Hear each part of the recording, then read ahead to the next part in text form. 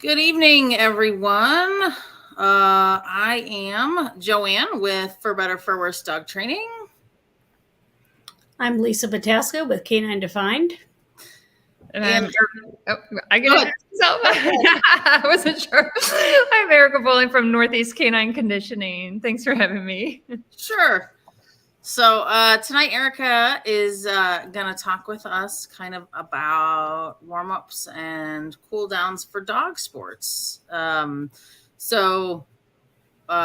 why don't you give us, I know you've been on with us before, but why don't you just kind of give us a little background on what it is that you do and where you got your start?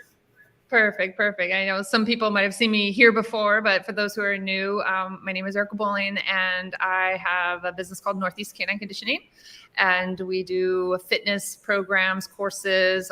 We have an online certification program for people who want to keep their dogs fit and healthy. We take an emphasis on sport and working dogs, but definitely you can apply it to the active family pet. And we also work with dog trainers who want to learn about designing fitness programs for their clients' dogs. And recently, I think one of the most frequently asked questions, and when I've had some YouTube videos and Facebook Lives, I think one of the most popular topics that have come up are warm-up exercises. People always want to know, what can they do for a warm-up, or why should they do a warm-up? And it really doesn't matter what kind of dog sport or activity you do. Even if you're just going to go out and jog with your dog for fun, there's a lot of great benefits for the warm-up exercises. And I think the big question a lot of people have is like, what can you do? Because whether you have a dog doing nose work, if you have an agility dog, if you have a dog that's doing fly ball, you really have to gear your warm up, and it has to be appropriate for the kind of activity you're doing. So I thought we could talk a little bit about that today. And I also have a free, it's just a short little free e-course where we've got 5 lessons that come to your inbox by email, and we can share the link with that. And it gives more information about warm-up exercises. Okay. Do you want me to share those now, or do you want to do Sure, that at the end? go ahead and yep. We can go ahead and put that in, and then I'll periodically reference it. But again, it kind of came out from just a lot of people having questions. I'd done some previous Facebook Lives on about 2 hours worth of content on this. So I basically just made it, super easy, comes right into your inbox 5 days in a row with some examples and some of the things that we'll talk about today. Now, I don't know if I can see comments when people comment, but if they're joining us live, if they let us know like what kinds of activities they do with their dog or dogs, like, is it more just active pet? Do they do dog sports? What kind of dog sport? That would be helpful to know. Also, if people have senior dogs, whether it's a young dog or an older dog, warm-ups are important. But you can imagine, just like us, as we get older and aches and pains and our bodies don't work quite the same, warm-ups for the senior dogs, it's also really, really important. So if there's questions that come up, if you guys can kind of help follow the chat, or if there's specific sports, you can do general warm-up, kind of generic warm-up exercises, or sport-specific warm-up exercises. So if we know kind of some of the activities people do, I can kind of help guide them in thinking about that.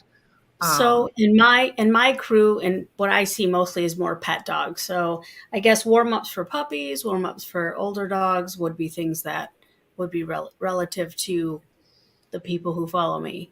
Yeah. So we can start with that. Definitely, we always get a lot of people ask about puppies. So with puppies, when they're growing and developing, a lot of times when we think about fitness for the puppies, is think about it more like self-directed play.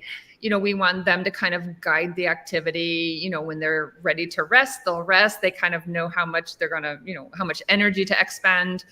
And I think with the warm up with a puppy would be, if you're letting them kind of engage as they're wanting to, and it's self-directed, they pretty much will control their bodies and adjust based in the environment.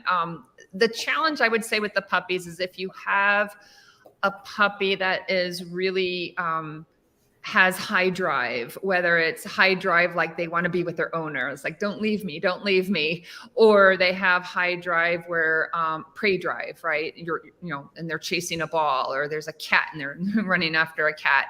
So the biggest thing with the puppies would be you want them to kind of self-monitor themselves. And if you have a puppy that has some high drive, and there's different things that can drive them, it could be chasing food or whatever, is you want to make sure that that drive doesn't kick in and kind of override when they really need to be taking it easy or self-preservation. And that's where we really have to kind of keep an eye out and, make sure they're not like jumping off of picnic tables and things like that to hurt themselves. But when it comes to warm-up exercises, it's just like humans. When we think about the benefits of a warm-up exercise, it gets the body warmed up, it preps it for exercise, it starts to get the blood flow going. So when we're warming up, we're increasing our activity level, the blood flow starts increasing, our breathing and respiration starts to increase, and the oxygen starts flowing through the body, more quickly because we're breathing more. And as the muscles are getting warmed up, they're better prepped for, say if you're slipping or sliding or injury, you have more flexibility. So you're looking at injury prevention also. So if you're thinking like, if I've been sitting in the car driving for 3 hours and I get out and I'm a little bit stiff and a little bit achy, and then if I go and I slip on some ice outside, your range of motion, if you're stiff and you've got cold muscles, your range of motion is going to be a lot less to where you overextend or hyperextend and stretch a muscle, and then you end up injured. So one of the most common things that creates an injury, like a muscle injury, a lot of times is that overstretching, that hyperextension. So if you're on stiff muscles and cold muscles, if you're slipping, twisting, running around corners quickly, even my dog did this. Even when he was young, he was in the house. He was at the bottom of the stairs, and I think he was just snapping, lounging around, cold muscles. And he went launching just instantly from, being still and cold muscles. And he just leapt up the stairs, and he instantly yelped in pain. He just kind of overdid it and overextended and pulled a muscle. It was sore kind of around the groin area. And later he actually had an injury with the iliopsoas area in that groin. And something like with pet dogs, I've had people give various examples. That happened to my own dog just in the house, racing up the stairs. And after that happened, whenever I'm going up and down the stairs, I always made sure that it was controlled. After that, it'd be like, walk behind me, or I had a little baby gate and I would guide them so they can't just go running and leaping up the stairs on cold muscles. The other thing I've heard people with pet dogs is like letting the dogs out into the backyard. So the dogs are hanging out in the house. They're just kind of chill. Could be an older dog that's maybe, stiff or sore. Maybe they have 2 dogs in the house and they open up the door, and then all of a sudden the dogs go from 0 to 100, right? And so those are the types of things that could potentially set them up for a potential pulled muscle, potential injury, especially if you got an older dog and, they're a little bit more stiff. If they happen to be playing in the backyard and they bump into each other, slipping, maybe on the wet grass. So if you're going to be doing some kind of activity, if they're going to be out, running around like maniacs, if they're going to be, running across the field, it's good to just, especially if they've been sitting in the car, if they've been sitting in a pen, if they've been in a dog crate, it's good to let them get out, move around, start getting the blood flowing, increasing the heart rate gradually before they go from that 0 to 100. And then if their muscles are more warmed up, then if they're like, oh, there's a squirrel, and they just take out, 0 to 100 after that squirrel, or leaping up the stairs, they're less likely to have an injury if those muscles are prepped for the activity that they're doing. And like I said, I've had multiple examples with people just stuff, even people with sport dogs, it's like they do these, really hard sports, and it's like their dog gets injured. It's like, how did they get injured? Well, they were playing in the backyard, right? And they slipped in the house. My one dog, I was traveling and I had a house rental, and they had a slick floor, and he'd been in the car traveling for a number of hours. I got to the house rental. I just let him loose. He went running across the floor, sliding, and slid into the couch, into his shoulder. So, a lot of times, those things, a lot of times you can't anticipate it. But if you are anticipating that you are going to be doing some activity, you are going to be having your dog running and playing, you do know you're going to have them at the beach and they're going to be running in the sand or swimming. That's where, instead of just getting them out of the car or getting them out of the crate and then just instantly say, off you go, giving them kind of a little bit more controlled building up to that activity before letting them go in that high energy. And then, of course, in dog sports, you can see where that would apply in dog sports. If they're doing fly ball, right? They're at a standstill and then they're like, off they go 100% full sprint. If they're, dock diving, if they're doing a lot of our dog sports are a lot of high energy, real quick, high intense activities. And those are prime examples if their bodies aren't prepped for that, going from kind of, zero to that full run or to that big leap that they're making.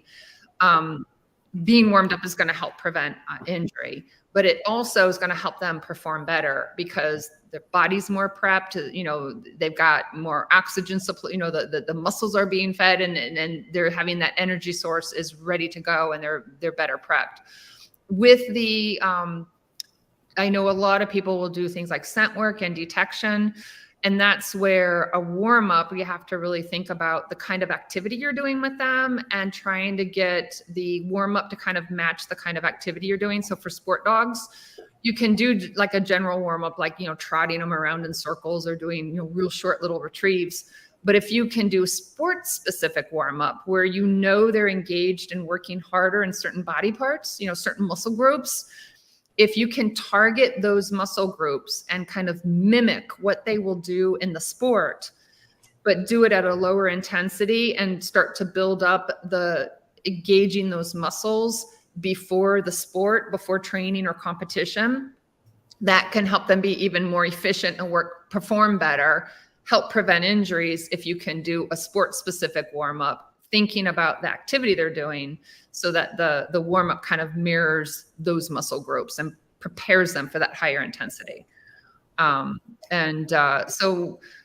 from, pet dogs to sport dogs, working dogs, it's important being aware of it if they're just kind of, running around the house or turning them loose in the backyard, playing with other dogs. And then also with the senior dogs, just like us, when you're stiff or achy, when you're engaged in doing those movements, is kind of getting around the synovial fluid and the joints. They might be stiff in the joints. And a lot of times, like, just the more that they're using the body part and engaging the muscles, it can help kind of work through some of that stiffness. I used to teach senior aerobics to women who are like 60. Well, this was more like 70, 80 and 90-year-old women. And they would come in and, stiff and sore, very limited range of motion. And by just doing really low impact, engaging in those warm-ups and those movements, by the end of the class, they had, more range of motion. They were less stiff. They were less sore. And it's just kind of gradually building up that activity periodically over time. So that's kind of, I answered the question about the pet dogs, but I also threw in the sport examples. So how much is too much warm up versus? Yeah, that's a good question. So one of the things about the warm up is, let's say if we look at a specific activity like detection work. So if my dog's doing nose work and detection, this is interesting because you don't want the body cold and stiff, but you don't want them so warmed up that they're panting really heavily and it's affecting their ability and the efficiency of using their nose. So whenever I guess if you can kind of think about the intensity level of the activity they're doing by the end of the warm up or close to the end of the warm up, you could be near the intensity level. So if I'm going to be warming up a dog that does detection work, scent work, nose work, the end of my warm up, they're not going to be breathing as heavily. They're not going to be panting as hard as, say, a dog that's going to be doing lure coursing, right? And so for the detection dogs and the scent work, what I will do is sometimes just, I might trot them around, with the leash. I'll kind of lead them in circles. I might do some tugging. I want to see maybe a tiny bit of panting, a little bit of pink in the ears, but I'm not going overboard. I don't want heavy panting, heavy breathing, because I don't want it affecting the scenting ability. And so a lot of people ask, how long should you do it? Like, how long should a warm up be? And I would say you really need to go on observing how your dog is responding, because if it's hot out, if it's humid out, your warm up could be really, really short. It might be just a couple minutes, right? If they've been in the car, it's warm outside, it's humid, you get them out the car, you might just trot them in a few circles. They're kind of starting to pant. And that's going to be very different than, let's say, if it's a 45 degree Fahrenheit, 45 degree day, and they can do, they might be able to engage, 5 minutes, 10 minutes, and then just be barely panting. So what I like to see is, depending on the dogs, but my dogs, they'll get a little bit pink in the ears. Not nose work, but other types of activities. I don't mind if they're starting to do, some panting. I don't want them gasping. I don't want the big scooped tongue, the tongue just really, hanging way out of their mouth, and they're over, starting to get extra hot. But I do, I want to see the breathing increasing. Normally I do see a little bit more pinkness, in their ears.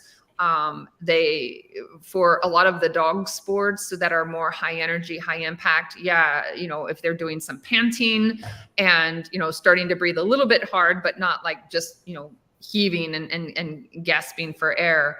I do look a lot at kind of physiologically what's going on with the body. And typically it might, like I said, if it's really hot and humid out, it could be just a really short warm up. If I'm doing something like protection sports, or, they're going to be doing agility and they're running around a course, they're going to be doing some high speed sprinting. Normally what I'll do is I'll start with walking and very quickly move my dog into a trot. And then I might start with some just short retrieves, really short sprints. I want to make sure I trot. I don't want to just get them out and then instantly have them running. So I will build up, and I might just spend a couple minutes trotting them, getting the heart rate up. And then I might stand maybe 6 feet away, 12 feet away. I might put a toy and just kind of throw it and say, okay, go get it. And they do a short little sprint and come back and, bring the toy back to me.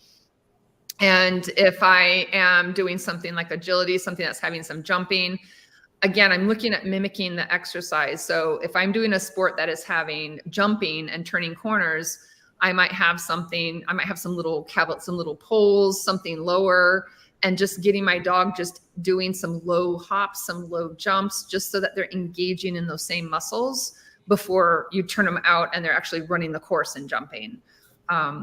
One thing that I did with my Doberman is I would teach her to jump up and kind of target my hand. So even if I don't have like physical jumps, I could just kind of say, target my hand and say, jump here, jump here. And she would just kind of hop back and forth, just kind of, if the sport is going to have jumping in it, if I can engage those same muscles, not as in high intensity, but even if it's like a low little jump or a fun game jump, I'm engaging those muscles in the same kind of movement, mimicking those same movements that they would be doing in the sport.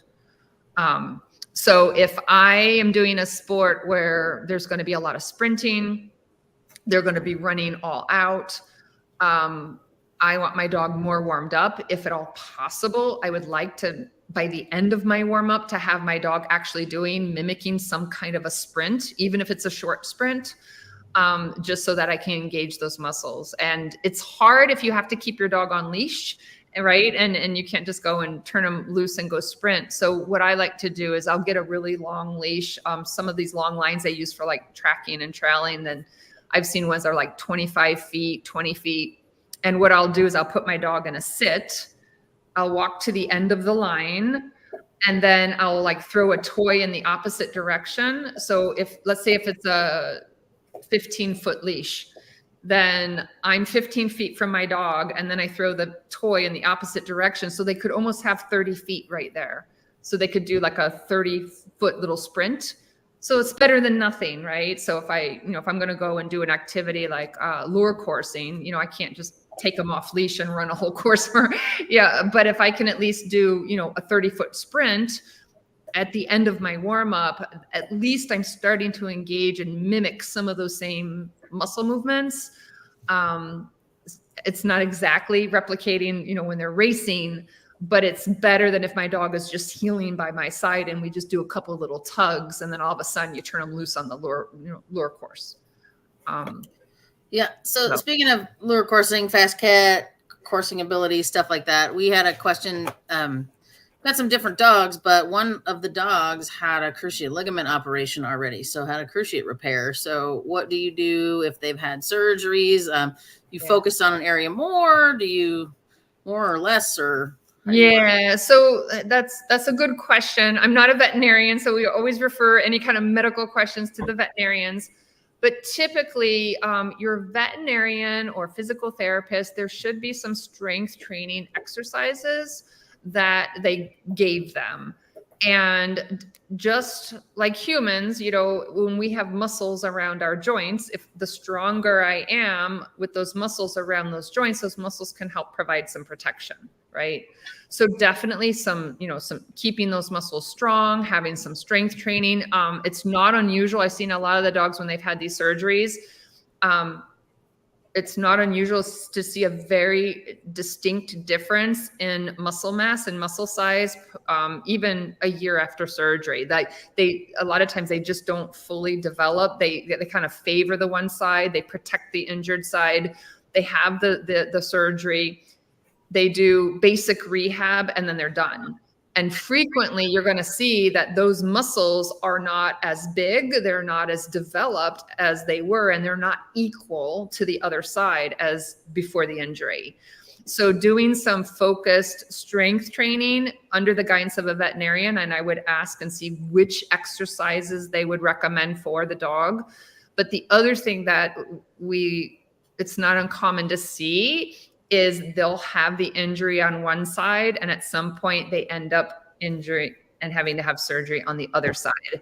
So an important thing is working on both sides and getting a program and asking the physical therapist or the veterinarian, that they worked with, not just strengthening and looking at building up the side that was injured, but what can they do to help balance, whether they're strengthening, massage, flexibility, range of motion, because they're going to be, off balance. So you want to be able to kind of look at both sides. And I would ask the veterinarian also what they think of the potential, the stress or the impact of that surgery on the other leg and what's happening.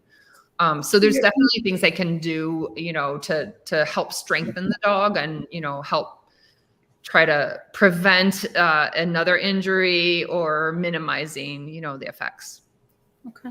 Yeah. Can you go into a little bit more about the type of veterinarian when you're doing that? Because a regular vet is not going to have the same focus versus, other vets. So can you talk a little bit about that? Yeah. So, and this is especially important for the people that are engaged in sport and work, because, if you're rehabbing a dog and they're, say, an active pet dog and they're not doing super strenuous stuff, the level of fitness or the stress on the body might not necessarily be the same as what you have with a sport dog and a working dog. And so the first thing is working with a physical therapist who, if you have a physical therapist or a veterinarian that went and had additional training, in the physical therapy, because they'll have some of the, additional background and exercises and stuff in regards to the rehabbing back. But then when you look at dogs that have sports injuries and you look at some of the sports medicine, they're definitely not as many specialty places. But there are a lot of the hospitals now that I know some of the sport, like Chris Sink, Dr. Chris Sink, I'm pretty sure she still does virtual consults. And then there's also, different sports medicine hospitals and veterinarians that will work virtually.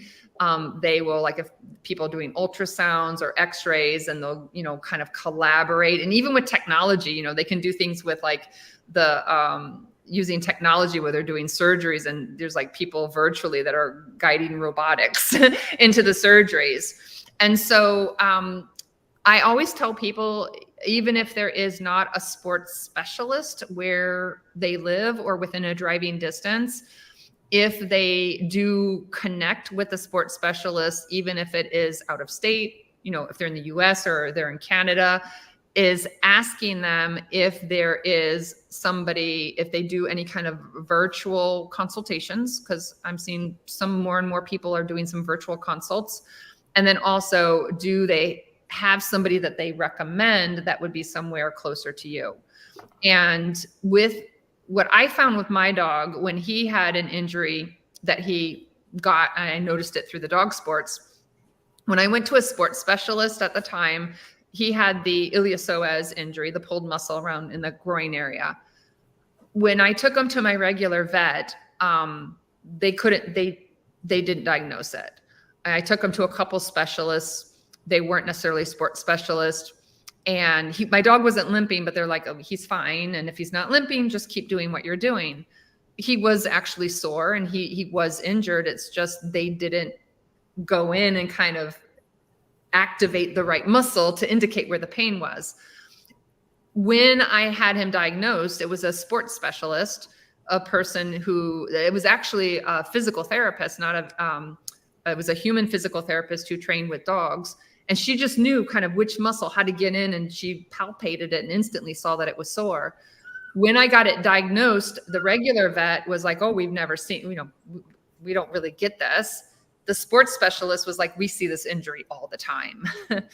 And so that made a big difference for me in getting the diagnosis, because here I'm having something that is very common that they see a lot with their sport dogs. So it was very quickly we're able to diagnose it and kind of put me on a plan.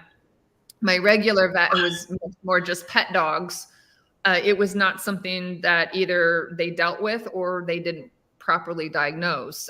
So definitely I found that going to a sports specialist sometimes can help with a diagnosis. If a regular vet, if you're not getting answers, or you're getting answers, but you're kind of like, you're not getting a resolution. Sometimes dealing with the sports specialist can get that diagnosis a lot faster, because they see so much more of some of these injuries. And then the other thing that I found is, if you are doing dog sports, is I went to, she was actually a sports specialist, but not in my sport. I was doing rehab with my dog with a physical therapist. She worked with sport dogs, but she did not do my sport. And my sport was called French ring. It's a protection sport. And we did rehab for about 2 months, and 2 or 3 months. And she said, okay, you're ready you can start going back to your sport.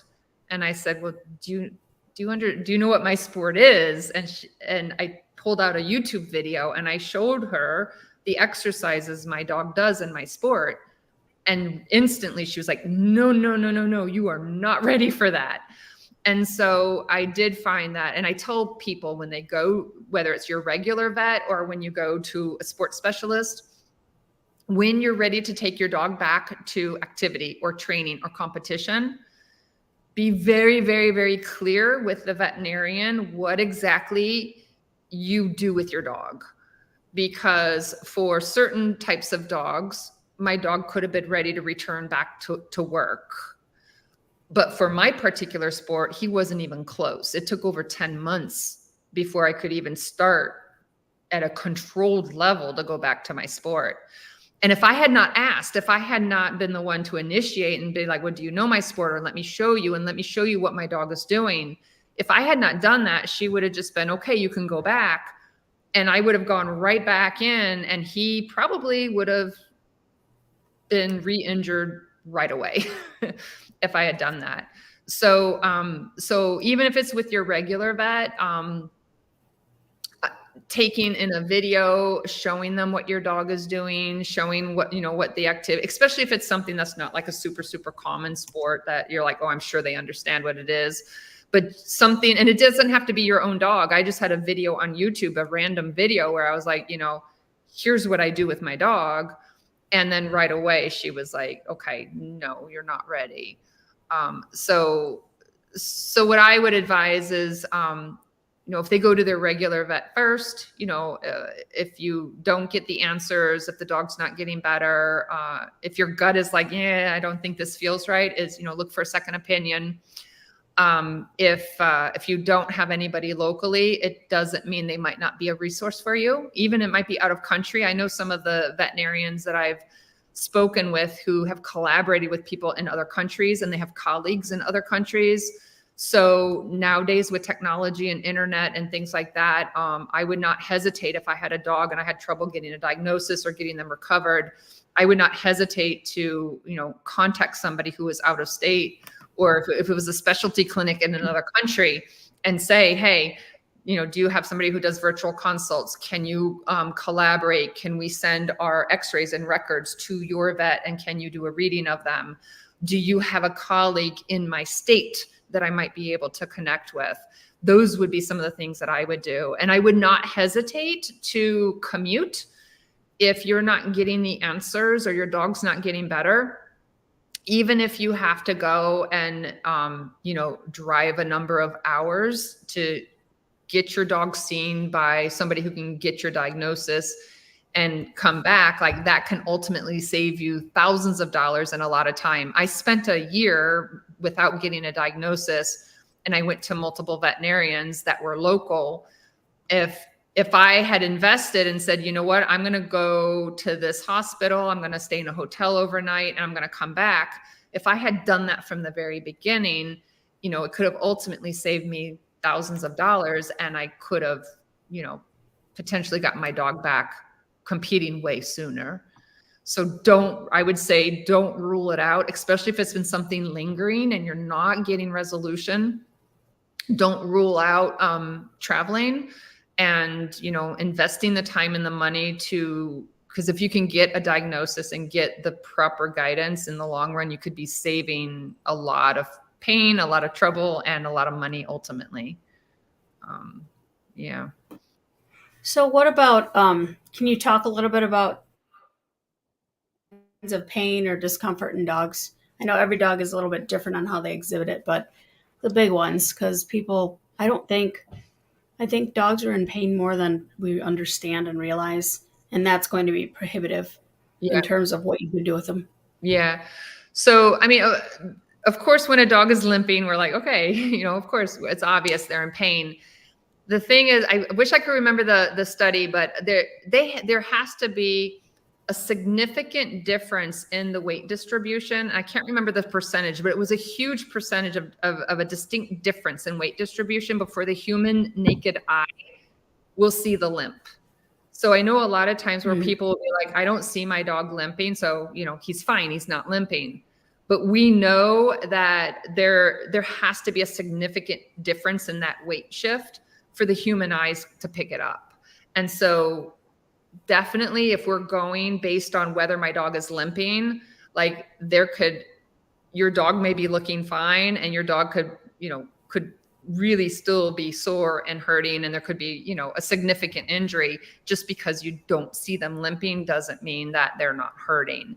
So subtle signs, definitely any kind of unexpected changes of behavior in your dog. So if your dog is normally runs and jumps in the car with no hesitation, and then now all of a sudden your dog is hesitating, just a slight hesitation before the jump. If your dog is normally like leaping onto the couch, and now you see kind of stutter step, and then they jump onto the couch. If they normally don't do that stutter step and all of a sudden you're starting to see it, those subtle differences, that's where knowing your dog well and being like, well, he normally doesn't, hesitate when he jumps into the car. He normally doesn't stutter step before he jumps on the couch. Those can be sometimes the very earliest, kind of subtle signs of things that aren't kind of what's typical for your dog. The other things, subtle things could be just looking at their breathing, their panting. My dog just had emergency surgery. He's almost 13. He had prostatitis, and he's a Malinois, and he's high drive, high energy, doesn't easily show pain. But I could see it because of his breathing and panting. It's like we're in the house, it's air conditioned. Normally he's not panting under these situations, and he was panting. His breathing was a little bit faster. Also, it could be before I took him to the emergency room, he was getting very lethargic. My dog typically, like, unless he's right before he goes to bed, he's very bright, very alert, very attentive. So those subtle changes, a dog that is typically very bright-eyed, very alert, super responsive, you say his name and he's just like, what? And then now there's a delayed response, right? Their eyes aren't as, alert. There's those things that they used to do eagerly, and now there's a little hesitation or avoidance. Sport dogs, a very common thing we've seen with dogs that had an injury. We've seen them with shoulder injuries, and sometimes very serious shoulder injuries and agility. They weren't limping, but they were knocking down jumps. And so if your dog normally, and I've seen it also in the protection sports, in the sport that I did, and one of the dogs was injured, and they normally don't knock over the jumps hardly at all. And then all of a sudden they just tapping the jumps. They're hitting the jumps. And I've known some dogs that had like really significant injuries in the shoulder. They weren't limping. They actually went in and kind of, scoped and looked around, but the dog, all of a sudden, they just were maybe slower around the course. They were knocking over jumps. My dog, when he was injured once, when he does a tight turn around the corner, he'd be running and take a quick turn around the corner. He normally digs his feet into the ground and does a really tight turn. What happened was his hind legs were kind of slipping out from under him. So he was running around a tight turn on the grass, and his hind end would just slipped out from under him. Normally that never happens. And that right there was a sign, because it's like his feet sliding out from underneath him is not typically what is seen. Another thing that I saw, another one I saw in French ring, a dog was doing a broad jump. When it did the broad jump and it landed at the end of the broad jump and it went to turn, a hind leg just slipped out from under it. It was that subtle, just a slip of the leg. And normally that doesn't happen. The leg slipped. It did one hop. It just held the leg, just one tiny little hop, turned the corner and ran back. I saw that little slip, and I told the guy, don't jump your dog again, check your dog. And sure enough, she was showing some signs of soreness. And so it was something that subtle. It was like, a slip of the leg or, a knock of the jump. Some of those can be some of the subtle signs. Another thing is whenever you are, if you're petting your dog, massaging your dog, it can be real subtle where they just do just move a little bit away from you. If they have like a tender spot in their lower back, maybe you're petting them and you're kind of feeling around, doing a little massage with your thumb. And it can be just the slightest of a little shift away from you. Or another thing that they'll do is, somebody was telling me they were doing something with their dog or petting or massaging, and the dog kept rolling on its side, moving that side away from the owner.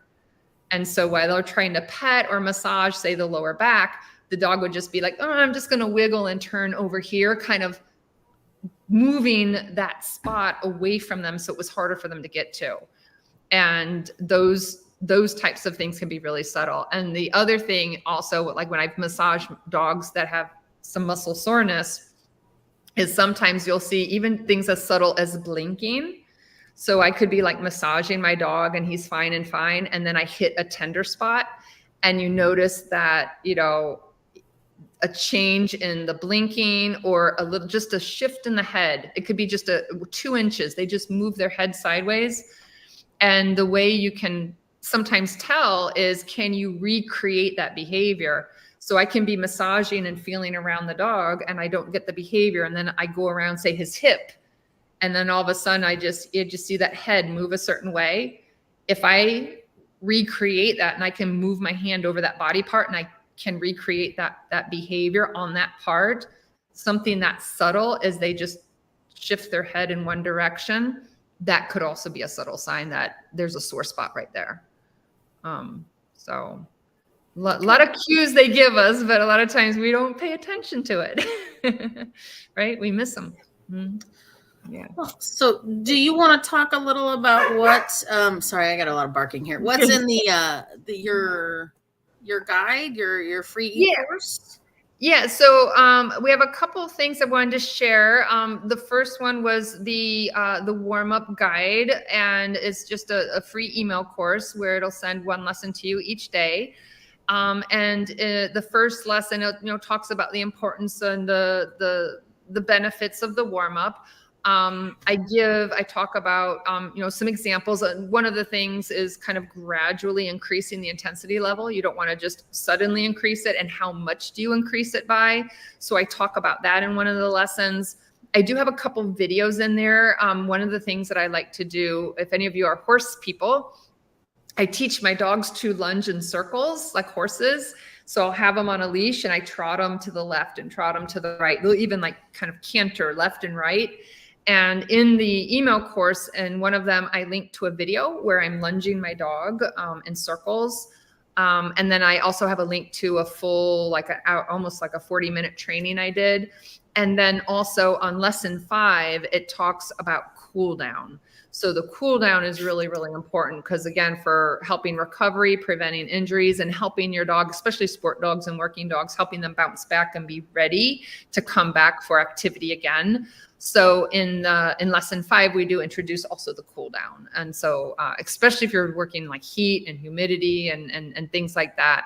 So that is in the email course. And I don't know if we put the other link. I also have a free training coming up this coming Wednesday. This will be September 18th and then Sunday, September 22nd. If you're watching the replay and you missed this, there should be a sign up page to be notified if you missed it for the next one. I offer this every so many months. But I'm doing a free training. It's about an hour long, and then I stay for Q&A. So about an hour and a half total. And I talk about increasing speed, power, and stamina, building endurance in your sport and working dogs. And then I'm going to do a special focus on exercise recovery. So this is a very popular training I do like every 6 months. And I always like to add some new content. And so this time we're going to be talking about a little bit more detail about exercise recovery. So it's online, it's free. And we're offering on 2 different days and times to accommodate different time zones. We got a lot of people over in Europe, who in Australia and stuff who like to join. So would love to have any of you, if you can show up and join us. If you can't join us live, if you still sign up, sometimes I'll have some handouts. Sometimes I'll take some snippets of my favorite parts and I'll send them out afterwards to those people who sign up.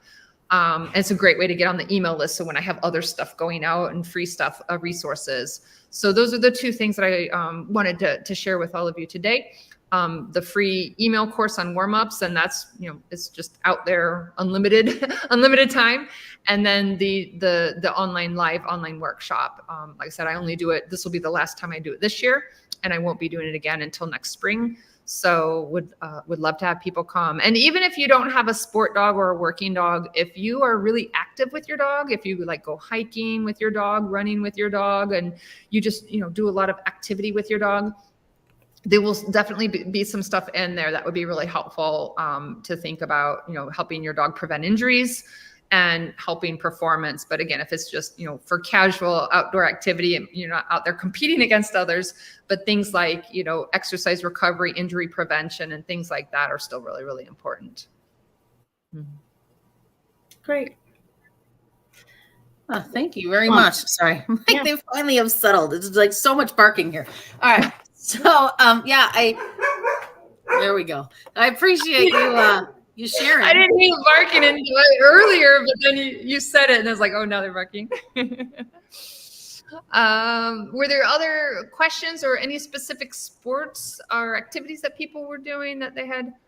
Agility, herding, rally, senior, 4-year-old and 16-month-old, nose work, barn hunt, hiking in the mountains, 9 and 12-year-old, high prey drive, mixed breeds. And then Joanne talked about the one with a tear, the operation. Yeah. Yes, cat. Yeah, with the agility, definitely, they're doing high speed, high intensity. So if you could start gradually build up to a trot, if you can do a little bit of some of those lateral flexing will be important, even some little low jumps or having them kind of jump up. I'm looking at here. And for nose work, something to think about for nose work and also for the older dogs, if there are some hides that are higher up, if your dog is going to be, kind of standing up, paws up on something, kind of that elongation and stretching in the spine. If they're going to be, barn hunt, if they're going to be like jumping up on bales of hay and stuff like that. So just think about what are they doing in nose work? Are they jumping up on a bale of hay? Are they putting their paws up on a desk and sniffing high up in the air? Just think about what their body is doing in the sport, and can you just kind of replicate a movement like that? It's for nose work, it would be a lower intensity, but could you mimic that before you actually go in? Having your dogs put their paws up on your shoulder, or, if you have an SUV and they do a little hop up into the back, kind of engaging those muscles. So those are some of the things. Even for the lower intensity activities, you can still think about, are they crawling on their belly? Are they having to crawl under something, right? So how might you mimic that activity? So even for the lower intensity exercises, just think of what their body is doing. Are they standing, lowering, crawling? Are they doing lateral bends? And if you can just kind of mimic and, get them engaged in doing some of those movements, that will help. Let me see. That was the nose work. Yeah. And the fast cat, the coursing, this is what I frequently see people doing when they talk about their warm-ups for like fast cat and coursing. They'll be like, oh, I'm going to tug with my dog and we're going to do sit, down, stand, and they're going to do little circles. That's not even close to the intensity level of what they're going to be doing with the running. So you really want to try to, build up to more intensity. And then another big thing that I see people do is they will do stretching as part of their warm-up. And if you think about it, if I'm stopping my dog and I'm doing a play bow and I'm doing these stretches, there's a good chance the heart rate is actually dropping, right? So I actually don't focus on stretching. My focus on stretching is after exercise. Before exercise, my focus is gradually increasing movement and dynamic movements and increasing the heart rate. So just be careful, because I see a lot of people when they talk about warm-ups, they're like, oh, I'm going to do, sit to stand and I'm going to do some stretches. But if you're doing agility, maybe you start with something like that, but you definitely have to build up. And if you're doing some short sprints and then you stop and you're like, oh, let's go do some play bows and let's do some of these other stretches, just be careful, because you may be actually, decreasing, the heart rate and decreasing the breathing. So watch for that. And the other thing is people will be prepping for the ring. They're warming up their dog and then they just stand around for 15 minutes waiting their turn. So be careful with that. If you're standing around and waiting, just try to keep them moving, do some tugging, play with them. If you warm them up and then they just sit around for 15, 20 minutes, you're going to have to warm them up again. So if keep them active and keep them moving. And then if you're working them and then you put them away and then get them out and then put them away, if they've been sitting in the crate or in the car for an hour or two and you get them out again, you're going to have to do your warm up again because they've cooled off. So those were, was thinking of that in the comments, but just be, like I said, watch, you want to get the heart rate up, warm the body up, increase the breathing gradually, and whatever you're doing, that's what you're aiming towards. agility, herding, mountains, Yep. hiking. Yep. I can see some of the comments in here. Yeah. And if anybody is if they're looking for like a sports specialist, as far as like a veterinarian, just message me, because we have our online elite canine athlete program. We have a lot of high level competitors. We have people throughout all over the US, Canada. We got people in Australia, Europe. So even if you're listening and you're in a different country, message me, because if you're trying to find somebody, a specialist, if I don't know of somebody, we might have somebody in our program that might be able to help direct you, because I know it can be hard to find some of these specialists. Yeah. Yep. Yeah. Agreed. Cool. Great. I Well, don't thank see you. any other. Yeah. I don't Yeah. see anything else. But Awesome. do you have something to add, Joanne? No. Just thank you for your time. It's always a healthy topic to talk about. Yeah. Dogs And safe. did they get the link for the do you have the link for it's how to increase speed, power, and stamina and canine performance? Okay, perfect.